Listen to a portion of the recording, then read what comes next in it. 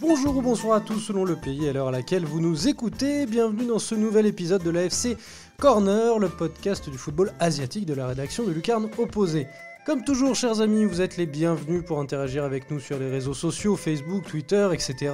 Et bien entendu, je vous encourage également à tendre l'oreille vers nos autres podcasts que sont Efrica pour l'Afrique ou bien Bola Latina pour l'Amérique latine. Retrouvez également l'essentiel des brèves du monde de Hello sur notre site, ainsi que dans l'Express présenté par Nicolas Cougo et disponible sur YouTube. Alors aujourd'hui, l'AFC Corner vous propose de braquer nos projecteurs sur un pays que l'on a souvent évoqué dans les brèves, parfois dans le sujet principal, au travers de ses relations avec la Corée du Sud, plus récemment grâce à ses prouesses, ses belles performances en Coupe d'Asie, dont il a été quart de finaliste, un pays dont la communauté en France est l'une des plus grandes parmi les Asiatiques, l'une des plus historiques aussi, enfin un pays dont la richesse gastronomique me fait saliver rien que d'en parler, vous l'avez peut-être deviné, nous allons parler du Vietnam. Alors pour parler du Vietnam, la FC Corner s'est déplacée jusqu'à Fontenay-aux-Roses, et oui, et accueille Can Nguyen Lam. Comment ça va, Can ? Ça va bien, Simon, et toi, ça va ? Ça va très bien. Alors en fait, voilà, pour tout vous dire, chers auditeurs, Can, c'est une vieille connaissance à moi. Nous avons travaillé ensemble dans une boutique d'un grand club français pour lequel tu travailles encore. Mais on n'est pas là pour parler de ce club, c'est pas lui qui nous intéresse. Nous, on est là pour parler du Vietnam. Tu es d'origine vietnamienne, tu es même vietnamien. Quels sont exactement tes liens avec le Vietnam ? Des liens très profonds. Je suis né en France, mais de parents vietnamiens. J'ai une partie de la famille qui est là-bas. Mon épouse vient de là-bas, vient d'arriver en France seulement là-bas. Voilà. Et oui, c'est déjà très important. Tu y retournes régulièrement ? Oui, régulièrement, avant beaucoup. Au moins une fois par an. D'accord. Et combien de temps ? Un mois, en moyenne. Une longue période. Et là-bas, tu vas suivre un peu le football sur place ? Un peu. Ouais. J'ai la chance aussi, grâce au travail, d'avoir des amis dans le milieu médiatique et sportif là-bas, football. Donc, moi, je suis déjà ici le football jour après jour. Donc là-bas, dès que je peux. Ici, de France, tu suis le football vietnamien ? Oui, tout à fait. Comment tu fais exactement ? Notamment via les réseaux sociaux. Le Vietnam marche beaucoup plus que la France avec les réseaux sociaux. Du coup, que ce soit des réseaux sociaux connus en France comme Facebook ou d'autres réseaux sociaux, ou avec des applications, on peut voir tous les matchs, même du championnat vietnamien, gratuitement. Même les clubs à ce niveau-là sont développés et tu peux suivre les matchs et les résultats gratuitement. Via YouTube notamment ? YouTube, mais sinon on a nos propres applications locales. Alors j'utilise beaucoup On Sports notamment, qui est en collaboration avec VTV, Vietnam TV. D'accord, ok, très bien. Vous entendez peut-être du bruit derrière nous, c'est parce qu'on est en famille chez Can. Il y a ta femme et il y a ton petit, Roy, que vous entendez peut-être. Oui, la future star du football vietnamien. Exactement, c'est un podcast en famille. Il y a aussi notre ami Cédric, si vous voulez tout savoir. Également un ancien collègue qui nous fait coucou. Quel rapport, on va parler un petit peu plus de foot, en Asie du Sud-Est, en Asie de l'Est et du Sud-Est, il arrive souvent que le football soit dépassé par le baseball en termes de popularité. Je pense notamment à la Corée du Sud ou au Japon. Est-ce que c'est le cas du Vietnam ? Non, pas du tout. Le Vietnam, la Corée du Sud et le Japon, je pense, sont assez, de manière culturelle, en général, assez portés vers l'Europe et l'Occident. Le Vietnam, le sport numéro 1, c'est le football. Tout ce qui est vraiment typiquement européen, comme tu disais, le baseball, ils ne connaissent pas du tout. D'accord, et pourquoi ça ? Pourquoi ça s'est développé dans tous les autres pays d'Asie et d'Asie de l'Est et d'Asie du Sud-Est et pas au Vietnam ? Le Vietnam est un pays assez jeune déjà, jeune du fait de son histoire. On était en guerre jusqu'en 1975, on a été sous embargo américain jusqu'en 1994. Donc en plus d'être jeune dans l'histoire, vis-à-vis de l'extérieur, on n'était pas non plus les plus ouverts. Donc je pense aussi que ça joue. Alors que le football, c'est assez populaire partout. Ouais, ça se joue facilement et ça a aidé, quoi. Tout à fait. Tu sais qui a ramené le football au Vietnam? Non, tu me poses une colle. Est-ce que tu sais pas s'il était déjà là avant l'arrivée enfin, comment dire, avant la guerre, avant le passage au communisme avec les Français sous l'Indochine? Je sais qu'il est là depuis très longtemps et qu'il y avait même à l'époque des équipes du Vietnam du Nord, Vietnam du Sud, des championnats locaux également, même s'il n'était pas professionnel. Maintenant, de là à te dire quand est-ce qu'il est apparu au Vietnam, ça, tu me poses une colle. Il n'y a pas de souci. Et donc, c'est le sport numéro 1 au Vietnam, c'est le football. Tout à fait. C'est pas le sport où on est les meilleurs. On va être, nous, les meilleurs dans les sports plus typés asiatiques, badminton, tout ça. Mais en termes de ferveur populaire, c'est le sport numéro 1. Et comment ça se fait d'ailleurs, du coup, que le Vietnam livre de meilleurs athlètes, de meilleurs champions dans d'autres sports que le sport qui est numéro 1 là-bas? Je pense que c'est le sport numéro 1, mais c'était le sport numéro 1 en termes de popularité. Et nous, on y jouait jusqu'à il y a peu. C'était peu professionnel. Les gens, ils jouent partout dans la rue. Mais en termes de professionnalisation, et donc après de médiatisation et de marketing, c'était pas là où on était les meilleurs. Je sais pas si tu vois ce que je veux dire. Le badminton. Ça restait informel. Voilà, le badminton, le ping-pong, c'est là où on est les meilleurs, mais il te faut une salle de sport, en termes de structure, c'est pas... Tout le monde joue au foot, mais on n'avait pas les résultats à haut niveau suffisants. C'était pas forcément assez structuré. Voilà, c'est ça. Et quel rapport, du coup, entretiennent les Vietnamiens avec le football? Ils adorent. Ils adorent. De toute façon, comme on vient de dire, c'est un sport populaire. La magie du football, on l'a vu avec la France aussi, mais encore plus au Vietnam qui est assez patriotique. Enfin, ça arrive à te rallier. C'est un sport d'équipe et c'est peut-être pour ça, pour revenir à la question précédente, que c'est populaire au Vietnam, c'est que le fait que ce soit en équipe, la ferveur nationale, elle est là, que tu suives ou pas le foot. Tout le pays s'arrête de vivre quand la sélection joue. On voit ça sur la chaîne YouTube de la VFF, ouais. Où il y a certains matchs qui sont retransmis en direct, des matchs parfois de U23 et qui ont des millions de suiveurs. C'est assez impressionnant. Et est-ce que les stades, du coup, là, voilà, on le voit au travers de YouTube, c'est télévisuel, mais est-ce que les stades sont pleins? Pour la sélection nationale, oui, carton plein. Depuis les bonnes performances et le développement général du foot au Vietnam l'année dernière, surtout, en championnat, les stades dans lesquels évoluent les stars de la sélection sont pleins. Et quel football on suit au Vietnam? Est-ce que j'imagine qu'on suit déjà le championnat national, la V-League?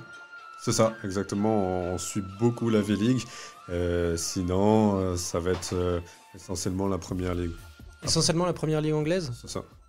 Et on sait que Arsenal y a créé des académies. Ça a un rôle là-dedans avec le fait que la Première Ligue soit énormément suivie?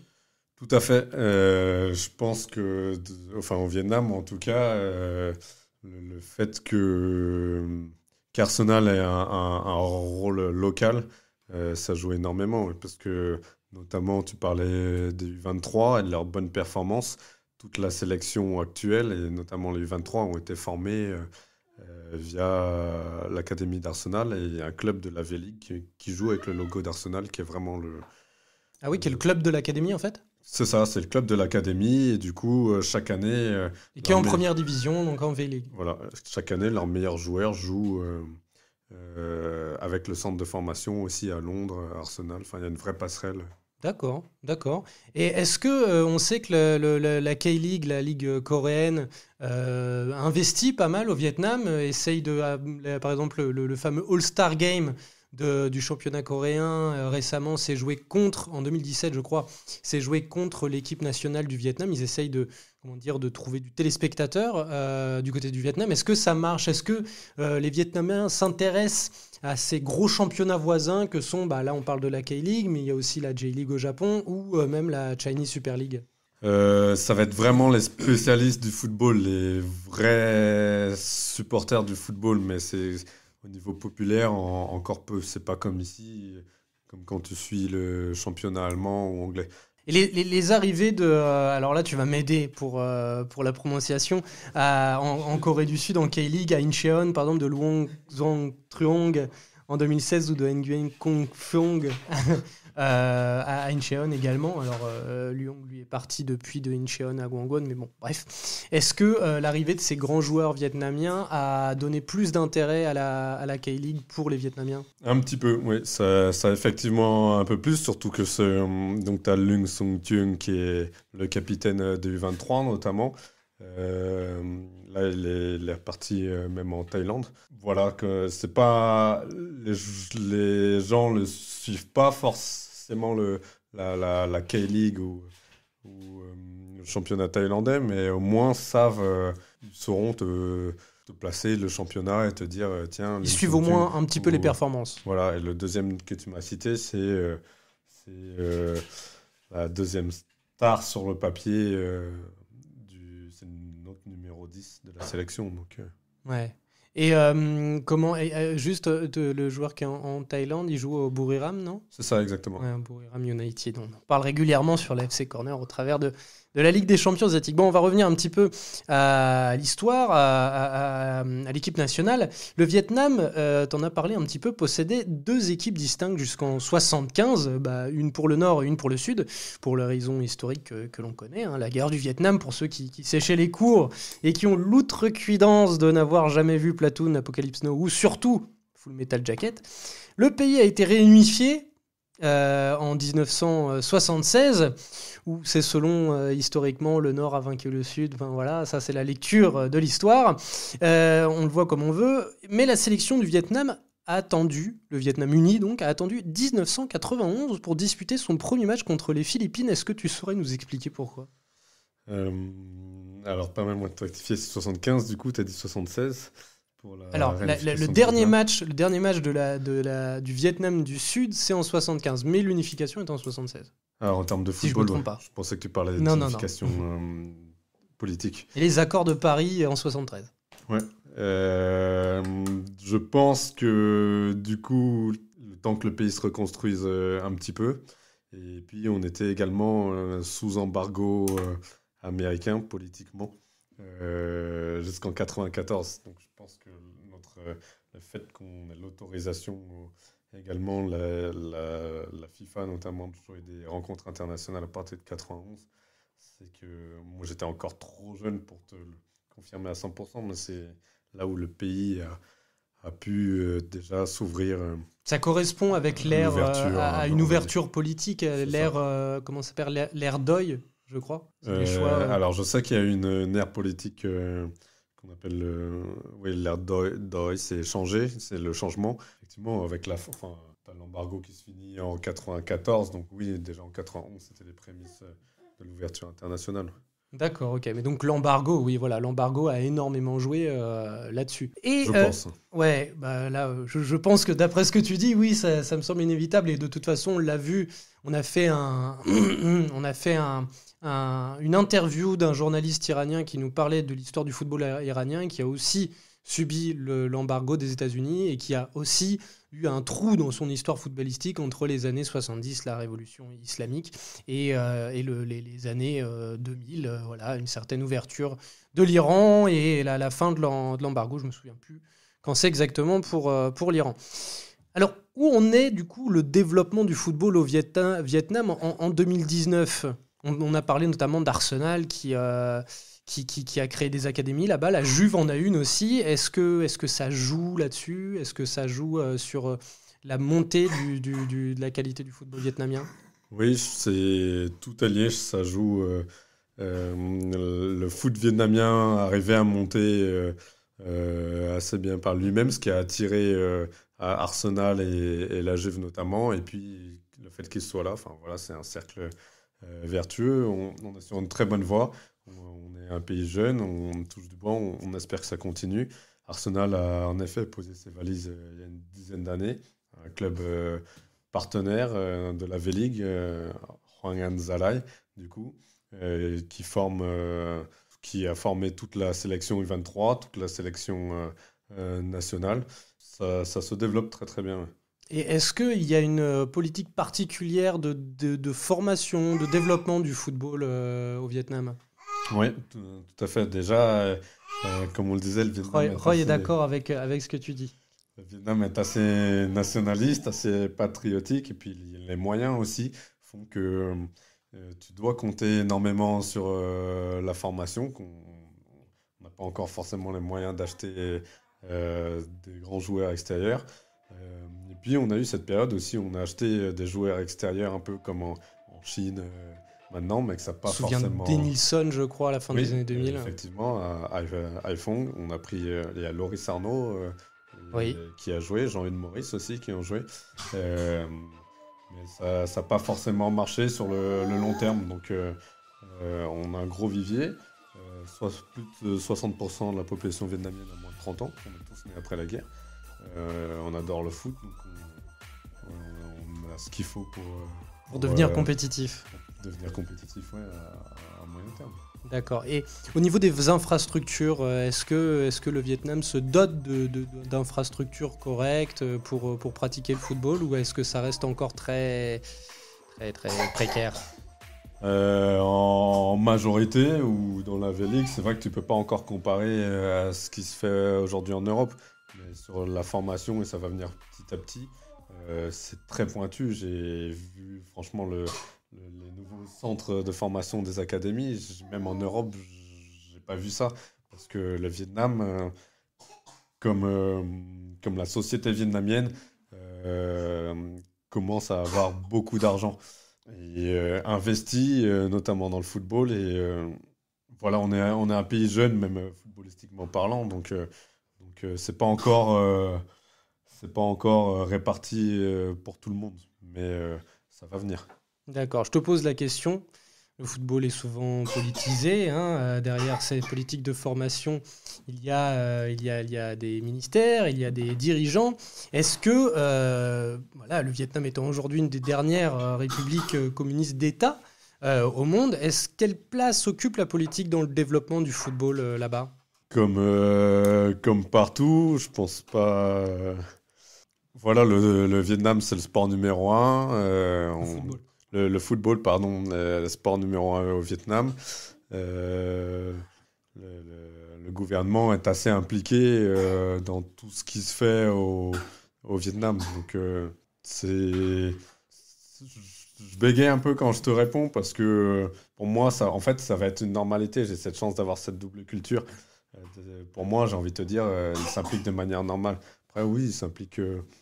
Enfin, c'est même de manière générale pour la population, ils s'impliquent beaucoup, ils aident beaucoup socialement. Donc, oui, au niveau de footballistique, ils sont en train de refaire les infrastructures avec l'aide du privé aussi. Enfin, ça fait partie de l'augmentation des conditions de vie du Vietnamien, de toute façon. C'est comme ça que tu le dirais. Le développement du football est lié à cette volonté de développer le tissu social vietnamien. Oui, tout à fait. D'accord. Bah écoute, c'est une réponse. Il n'y avait pas de souci. Est-ce que tu peux nous décrire un petit peu le paysage du football vietnamien en 2019 ? Tu vois, quels sont les clubs historiques ? Quels sont leurs profils ? Alors, il y a le Hanoi FC, qui est le grand club du pays, qui gagne tout le temps, qui est le champion en titre, qui était champion il y a 3 ans. Il y a 2 ans, ils n'ont fait que deuxième. Ils ont perdu la deuxième journée. Enfin, c'est la capitale, donc ils ont le meilleur centre de formation. Ils ont les grandes stars, même étrangères, les grandes stars de la section. Ceux qui dominent vraiment le championnat. Actuellement, ils sont 2e derrière mon club préféré. Ah. Mais demain, c'est la grande affiche où ils vont se rencontrer tous les deux. Et voilà, il y a mon club préféré, qui était un petit club qui a été repris il y a 2 ans par un grand mécène vietnamien et qui refait donc, c'est le Ho Chi Minh City, un des clubs de Saigon, de Ho Chi Minh. Il y a plusieurs clubs. Il a été racheté avec beaucoup de puissance financière. Ils sont en train de refaire le stade d'entraînement. Ils ont racheté 20 nouveaux joueurs, ça n'a pas marché. Puis la saison d'après, 20 autres. Et voilà, là, cette année, ça a l'air de, enfin, après 2 ans, de prendre la sauce. C'était la plus grande star du Vietnam qui est devenu le président. Maintenant, c'est l'ancien sélectionneur. Enfin, voilà, et c'est les coachs. T'as un coach, c'est l'entraîneur des gardiens, c'est l'ancien entraîneur des gardiens de l'équipe d'Angleterre aussi. Ils ont l'ambition, voilà, un peu comme le Paris Saint-Germain, toute proportion gardée. Voilà, c'est ça, de dominer sur le football vietnamien.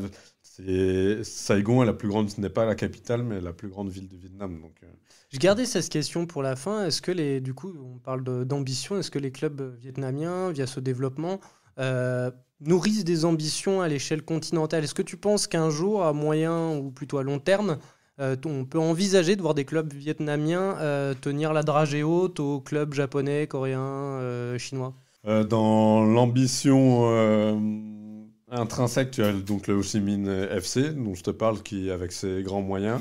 Et après, dans l'ambition sportive, tu as le Hanoï FC, qui lui est champion depuis quasiment 10 ans.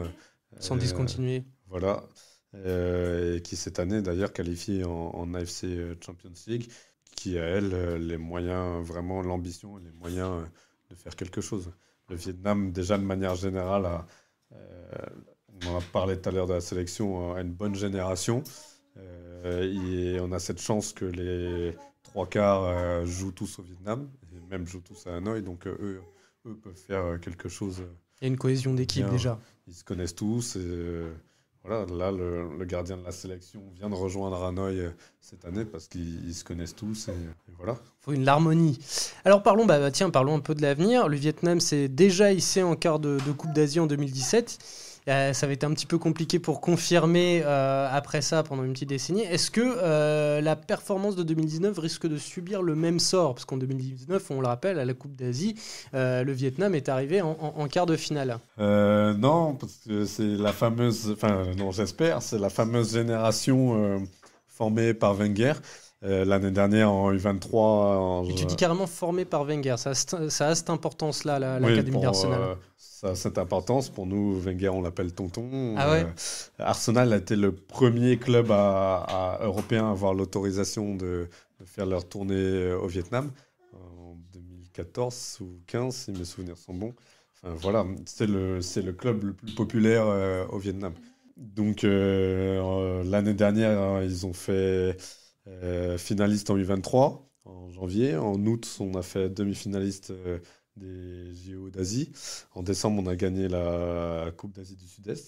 Là, en janvier, on a fait la quart de finale Coupe d'Asie. Mais à chaque fois qu'on n'est pas allé plus loin, c'est Corée du Sud ou Japon qui sont les deux gros mastodontes de l'Asie. Donc aujourd'hui, je suis optimiste sur l'avenir. Après, on verra. Hein. On espère que ce n'est pas que cette génération. Et voilà, mais le football en général se développe. Et je sais que j'ai des amis qui travaillent au sein des sélections japonaises, notamment, et qui me disent attention, il faut faire attention au Vietnam. Comme on disait tout à l'heure, c'est un vivier très important en termes de population et potentiel de développement footballistique, économique, qu'il ne faut pas négliger. D'accord. Eh ben, écoute, le soleil semble radieux au-dessus du football vietnamien. Bah écoute, merci beaucoup, Can. Merci à toi, Simon. Et merci à tous de nous avoir suivis pour ce nouvel épisode. N'oubliez pas de venir nous solliciter sur les réseaux sociaux. Quant à moi, je vous dis à très bientôt pour un nouveau numéro de l'AFC, et peut-être un numéro aussi familial que celui-ci. On a l'ambition avec le nouveau matériel, le nouveau studio portable, d'éventuellement enregistrer dans des bars, de faire des soirées. Donc il faut s'entraîner à avoir du bruit de fond, à ce que ça vive, à ce que ce soit presque des spectacles vivants. Bon là je m'emballe un peu. Mais voilà, avoir de la vie autour de ces podcasts puisqu'on les veut vivants. Enfin voilà, merci beaucoup à tous, merci chers auditeurs. Je vous dis salut les amis.